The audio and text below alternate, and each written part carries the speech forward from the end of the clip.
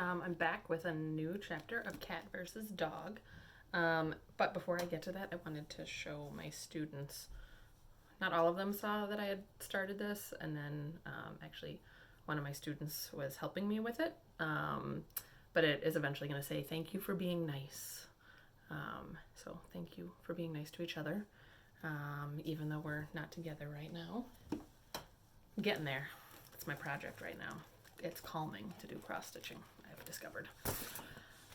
Okay, so where we left off, Oliver was running, right? And why am I blanking on the cat's name?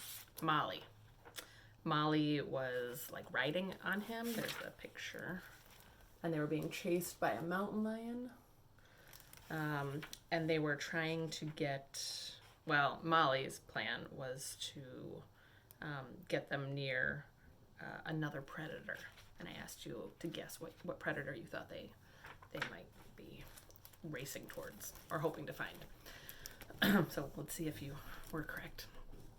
Chapter 25. Molly had guessed correctly. There was a giant grizzly bear at the beehive, enjoying his main meal of the day, a honey-coated honeycomb dripping with honey. Swerve left, Molly shouted. We need to hide behind that stump. The fur is about to fly. Ours? Yelped the dog.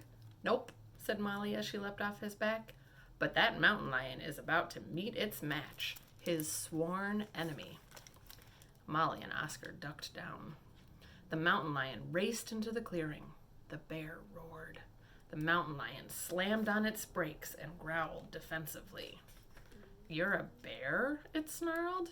Are you talking to me? Said the bear. Are you talking to me?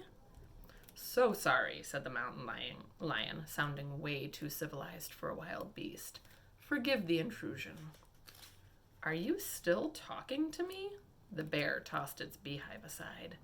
It stood up on its hind legs and, towering over the mountain lion, licked the honey dripping off its claws. Very nice meeting you, bear, said the mountain lion. Must skedaddle. He took off running. Oh, you can run, the bear thundered, but you cannot hide.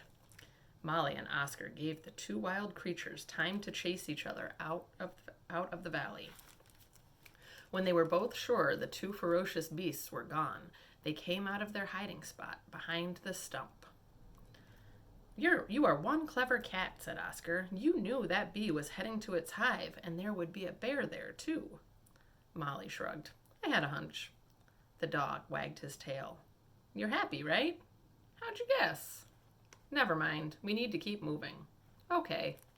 And Dog? Yeah? Thanks for the ride on your back. You were correct. We cats are not made for long-distance running. I'm going to stop so I can show you guys the picture. It says, here he says, way to go, cat, we're still alive. And then the cat says, probably can't say the same thing about that poor mountain lion. Here's the picture.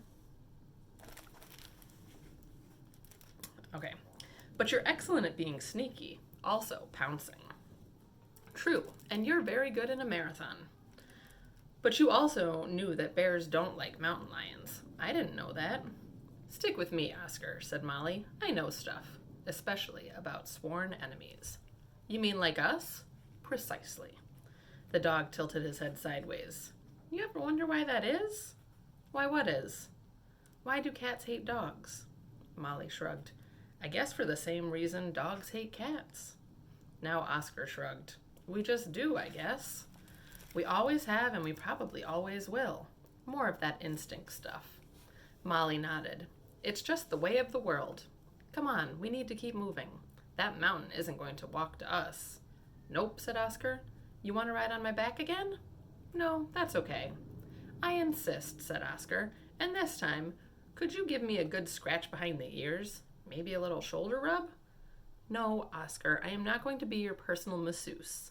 Come on, I can't reach those spots. No, not going to happen. Pretty please, with tuna on top? Nope. Happily bickering, Molly and Oscar headed off, hoping they'd reach the mountain shaped like a hooked nose before sunset.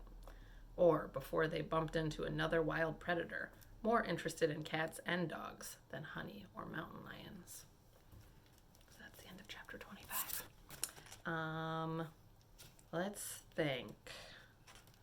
Let's think about if there's ever been a time where you thought that you didn't like someone and then you realized that you had more in common than you thought, or you were able to help them or they were able to help you, and your relationship with them changed. So I want you to think about that. Compare yourself and somebody else that you know, a friend or a family member, anyone, to the dog and the cat in the book, and how it seems like they're starting to get along.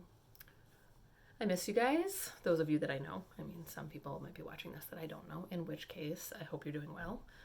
Nice to meet you.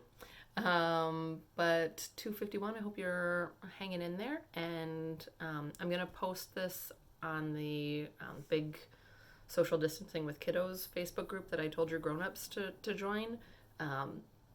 But I think this is the weekend, so enjoy, right? Saturday, Sunday, take it off. But starting Monday, I think that you guys should try to do silent reading like we do. We do a half an hour of silent reading every day. And that's a good time to just be calm and to read a book that you really like. And maybe your grown-ups can read a book that they really like. I took it back downstairs. I came up to my room so that it's quiet here and I could read, and I realized that I hadn't, instead of grabbing this, I had grabbed the chapter book that I'm reading for myself, which you guys would not have any idea what's happening in it. And so I had to go back downstairs and trade them out. But I've been reading a chapter book because I actually have a little more time right now to do things like that, and it's been lovely. So you should suggest that while you're doing silent reading, maybe your grown-up can read a book for fun for them as well. That's it. Hope you're doing well. Thanks for staying home and taking care of each other. Bye.